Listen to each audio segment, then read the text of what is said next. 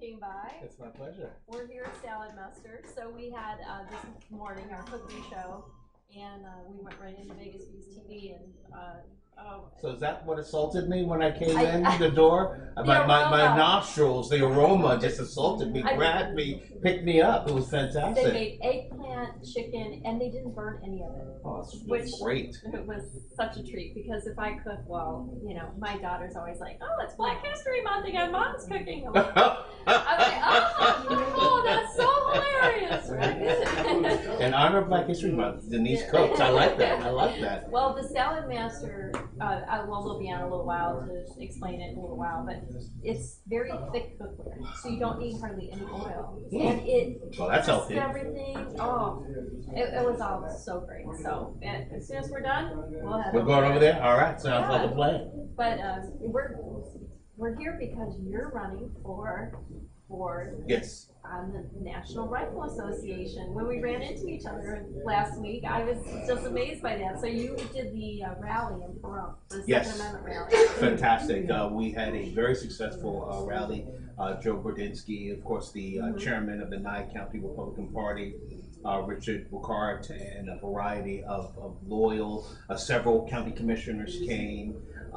And what we were doing, we were rallying against the library that was trying to ban guns from the library in Pahrump. And we were like, wait a minute, if we're going to do this in the most pro-Second Amendment, pro Bill of Rights, pro-Constitution county in our state, if they could do it there, my God, they could do it anywhere. They could do it anywhere. And I was so impressed with Savannah, right? Because she's the one who started this ball rolling in Nye County, because I think she's 18, she was carrying. Yes. And I mean, you should see this woman. She could be a model. And she's a model citizen, obviously caring, right, Absolutely. in our estimation. But she stood up for herself, and I am so proud of her. I hope that we can shepherd her into a great, She's got a great future. Yeah, And she would be a wonderful future. powerful asset to the movement. Totally. And I'm just so pleased to have been a part and to drive all the way up there from Las Vegas. And it was an honor. I mean, Pahrump, as you know, Nye County is almost like a second home to me. I'm there all the time. Oh yeah, and it's rural. And that's where you don't expect something like this to happen. And then you're like, oh, we've got to make a stand. So I was so glad you did that. But And we won. And You know, for the viewers to know, the library backed down, and they said, no, we're not going to implement this rule. Well, about 3-4 years ago, isn't it Wayne Dupree, right? He's the president of the NRA.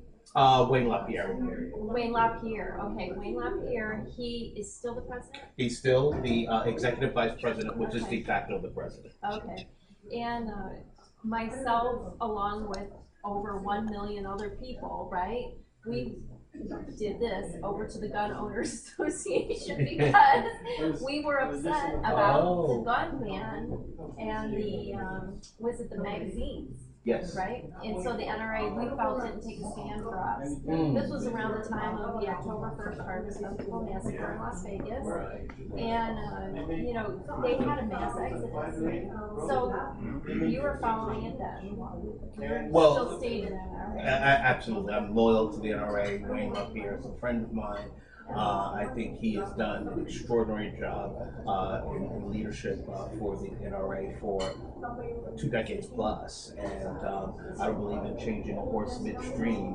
And at a time when Bloomberg, Soros, and other types are pouring in millions upon millions of dollars to destroy the Second Amendment and target the NRA in particular, now is not a time. I mean, look, I know the gun GOA folk too, and they're my friends, and I support them as well. But as far as I'm concerned, as a patriotic American that loves our Constitution, that cherishes our Bill of Rights, and the Second Amendment, by the way, it's not the 12th, it's not the 8th, it's not the 6th, it's not the 3rd, it's the Second. Amendment makes all of these possible. That's right in here, right? In fact, anytime I have to go to it, the staple in the Constitution in this one, that's where the Second Amendment just go right to the It goes right there, right to the foundation. And an argument that many of our founding fathers essentially said that without the Second Amendment, really all the other Bill of Rights are not protected. Right, they're totally not, especially not freedom of speech. And I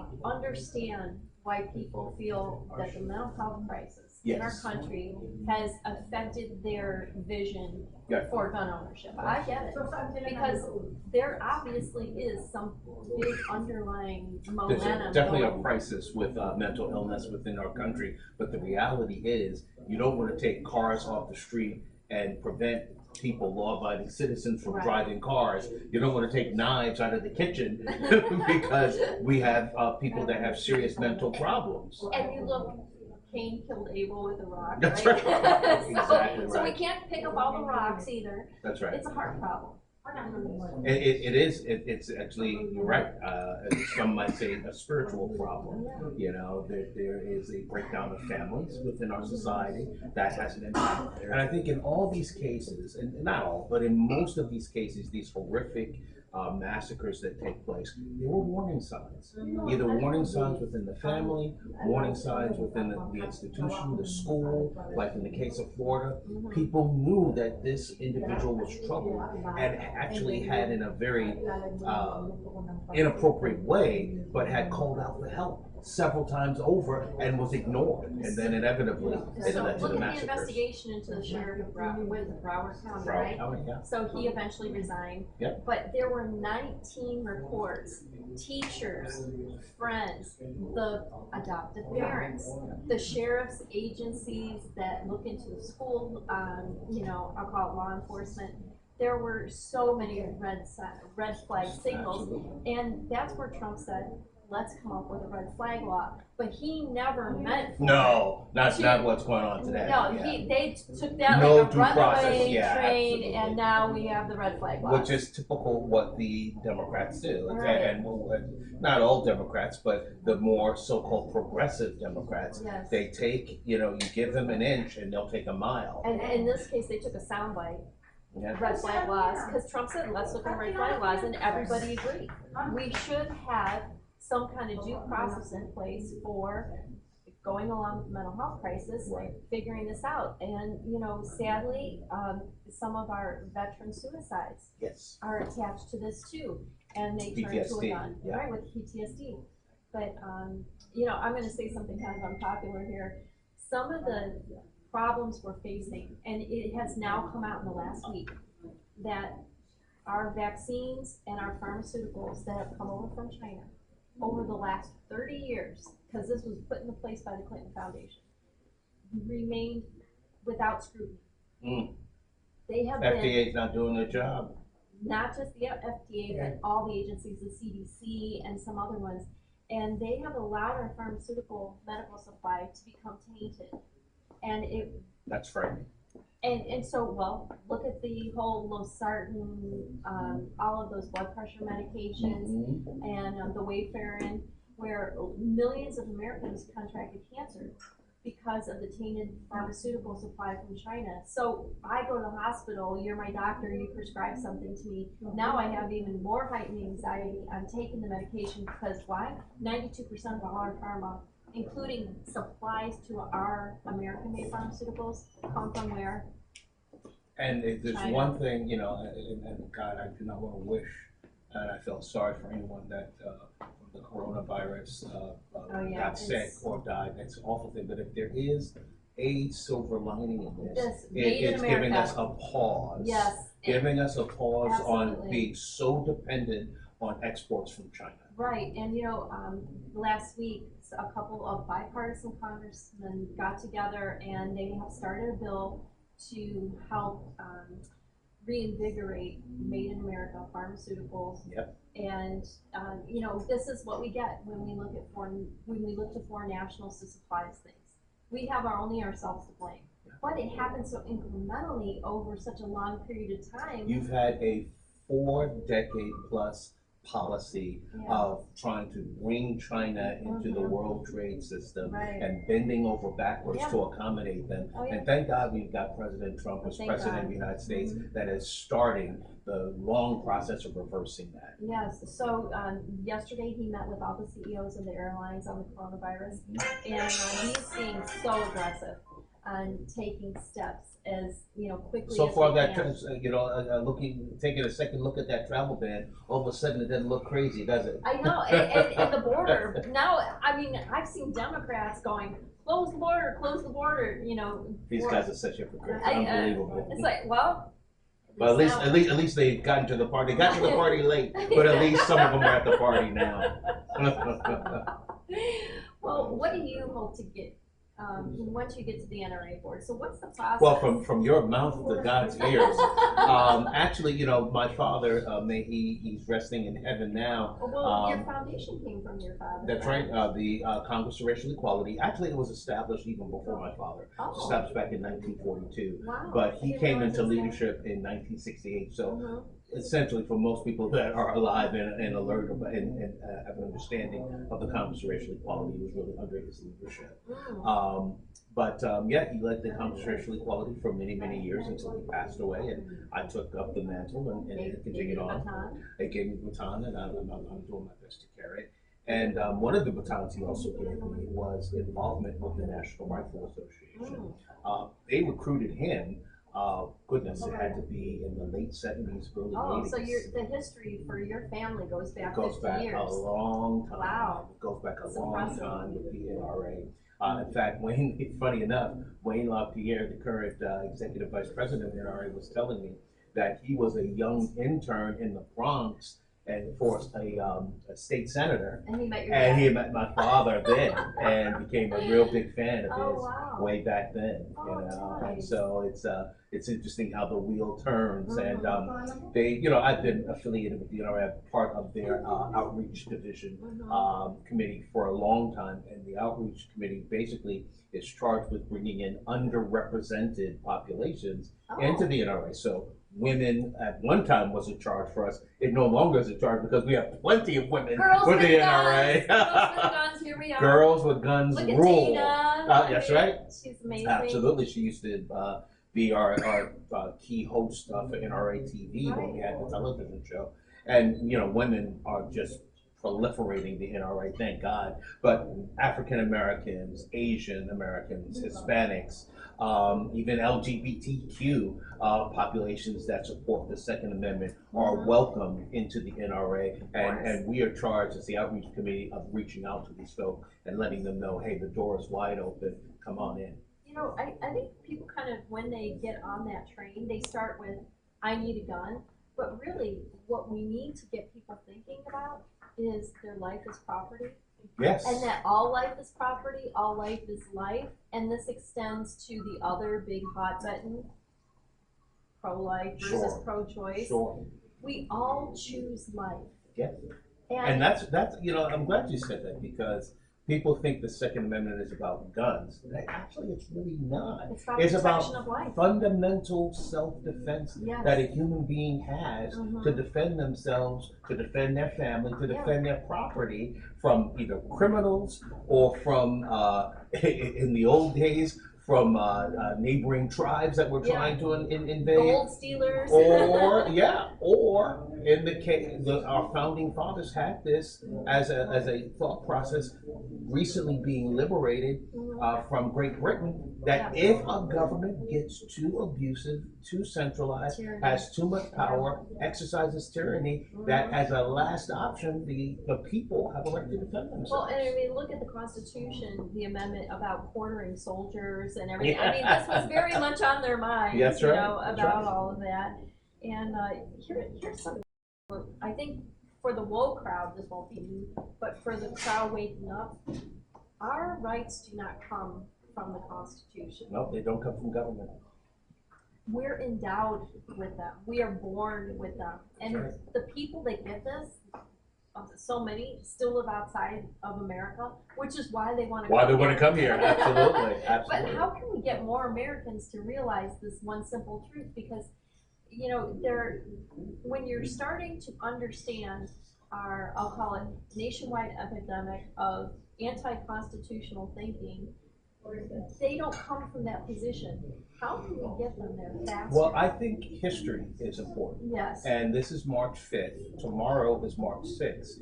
And it's going to mark the 63rd anniversary of the infamous Dred Scott decision of the Supreme Court.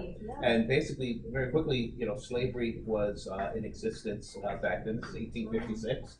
And Dred Scott was a slave that traveled from a slave state to a free state with his master. And Dred Scott said, well, wait a minute now. Since I've lived in this free state of Illinois, the home of Abraham Lincoln, and I've gotten married, I've established a free lifestyle, I should be allowed to be free. And he sued, and the case went all the way up to the Supreme Court. And tragically, by a 7-2 decision, one of the most infamous decisions in the history of our country was made, and it basically said, no, you're not entitled to be free. 7-2, right? 7-2, and you're not entitled to be free, and more than that, as an African American, you are not entitled to citizenship. In fact, the infamous phrase from Cheney, the Chief Justice, was, a black man has no rights that a white man need respect. And so that was one problem, a serious problem. A secondary problem is that it essentially made the Missouri Compromise law, which was a compromise between the free states and the slave states to prevent civil war from taking place. It said that is unconstitutional. And most historians look at that decision, the Dred Scott decision, and the implications of it, and say that that led directly to the Civil War. I have to agree with them. And just certainly to close the loop, certainly back to the fundamental right of self-defense in the Second Amendment, Cheney was interesting. He was a terrible racist, but he at least was an honest racist. Because what he said in his decision is, how can we recognize the humanity and give citizenship to this African American or to this Negro, which was the terminology at the time? Because if this Negro has citizenship, then they'll have the right to keep and bear arms. They'll have the right to carry a gun, and we can't have a society where Negroes are carrying guns. And that was essentially it, and that's why, for me, look, you probably are a better shot than I am. I'm not a super gun enthusiast. I have to say I'm pretty good. Don't mess with her. But what I am is a big advocate for our Bill of Rights and understanding how fundamental to our humanity and to our Americanness that these Bill of Rights are. And like I said before, the Second Amendment is not the 12th or the 10th or the 8th. It's number 2. There's only one amendment that supersedes that, and that is the First Amendment, which is essentially the power to think. Right. Critical thinking, but to actually speak with consciousness. That's right. So here's the other part of this. Okay, liberty equals freedom plus conscious living. So all of our rights have to have with it the consciousness of protecting our life, liberty, and property. That's right. So you can't have one without the other, and that's the only way to get to liberty. And what did they say? I think it's George Washington put it, that you can't. This book is only for immoral people. Yes, so absolutely. When we have immorality, that's when we have a breakdown of society. And the problem and the reason we're having a breakdown is that the progressives see themselves, to borrow your Constitution, they see themselves superior to this document. They do not see that there is a divine entity, be it God or be it our Creator, but that there's something above us. And that entity above us is what gives us our life, gives us a protection of our freedoms and our basic humanity. It is not a piece of paper, and it is certainly not a government. Well, somebody explained it to me so simply, but it just stuck with me. We, the created, are always under the moral authority of our Creator. But it applies to people who are, say, atheists, who believe in science. What? Now, they're going to be subject to science, but who makes science? Exactly. It's man-made. We're trying not to be slaves. And the ability to think scientifically, the critical, what is it called, the scientific method, okay? Yes. That did not come out of whole cloth. That was created. There you go. And that was created by the Socratic method. So look at what Common Core removed. The Socratic method. It's when you start to connect the dots, you feel kind of dumb. You're like, why didn't I realize this sooner? But again, everybody's living in all of these millions of realities and channels, and I'm gonna rush home today and start my day doing whatever I do after I leave here. You're gonna go off and work on your computer, and then Right. we're gonna forget about each other till we see each other again. No, I'm not going to forget about her. Oh, well. Very hard to forget about Denise. Well, and I'll help you on your NRA campaign. But we're all living in our reality. Yeah. And how, I think it's coming together out of that and saying, let's come together for the Constitution and ditch the identity politics. American values for liberty aren't left or right. They're American. They are. They are. And, I will give credit where credit is due. The ACLU has joined the NRA in many of these cases, in particular, a case that we have against the New York State Attorney General that is after us. I'm very, very proud that we were able to get, what is traditionally a far left-wing organization, but does at least say that they believe in civil liberties, and in this one circumstance, they did practice what they preach. So we're in Nevada.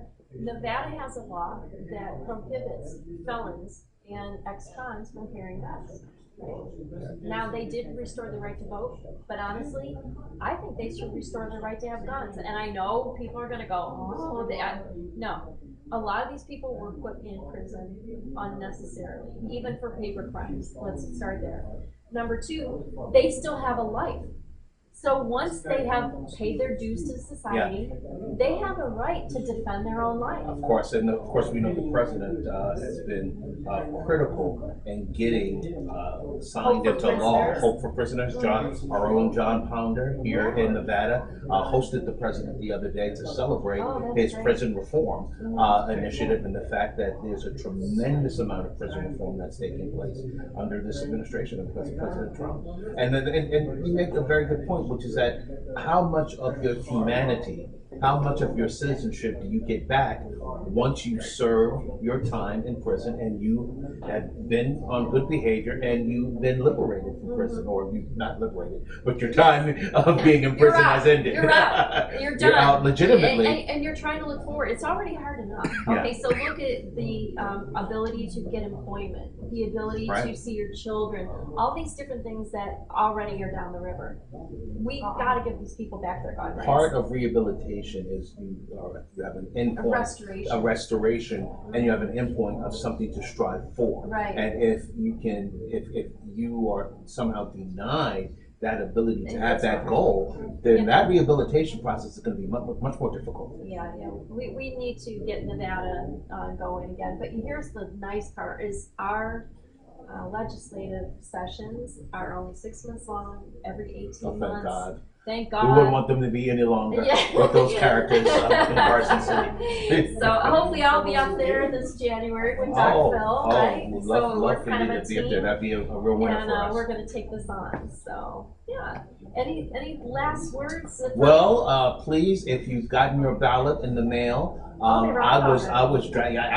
Okay. People have already voted for me, and the voting goes through April. So please vote for Niger Innis. I'm actually listed on the ballot, and I would love. I didn't ask to run. I was actually drafted to run because I'm NRA since I was a little boy, and I'm gonna die NRA.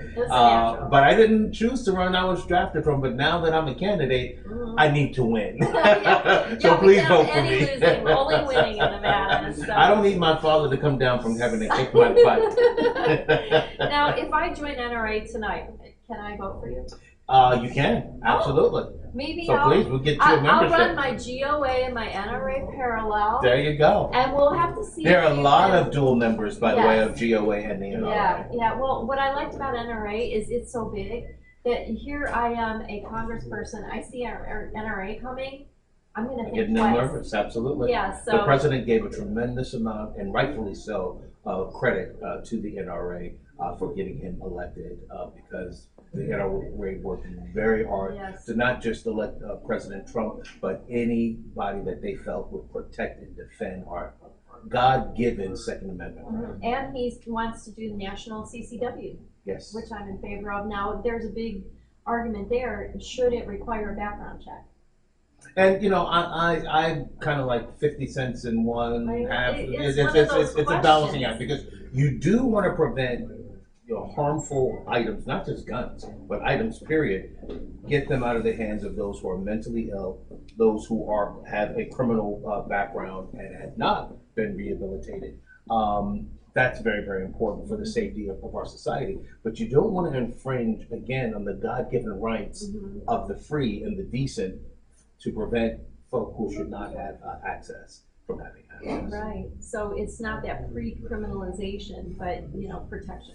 And so where do we draw the line? And the thing is, people talk about, of course, these horrific incidents, these massacres, and they should talk about them because they are awful. Right here in Nevada, a few Octobers ago, it was awful, okay? But we don't talk about the many cases, of course, we know the case in the Texas church where lives were saved by an individual that used a gun to defend. A gun is an inanimate object. It has the ability to be a murder weapon. It has the ability to protect a family, to protect the community, or protect an individual. Well, I am gonna sign back up. You convinced me. I'm gonna look for your vote. And so I have till April when? April 1st, so you need to April move Fool's fast. Day. Oh, God. Yeah, there's only 3 Actually, it's a weeks little left. longer than that, but I want to give you an early deadline to make sure you get there on time. April Fools, this isn't a joke. Vote for Niger. Please, Let's please. get him on the board. So. And I'll be back hopefully as a board member of the NRA next time on your show. Good, and you know we'll have to do a flag waving for you.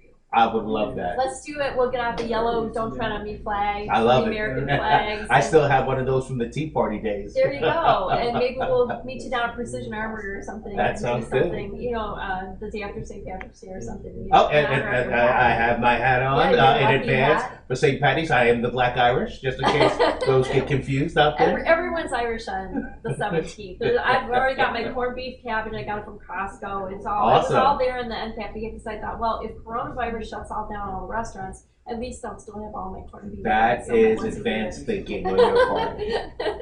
Well, thanks a lot for watching Vegas Views. I'm with Niger Innis, and check out the NRA. I'm Denise Moraz, and until next time, thanks for watching.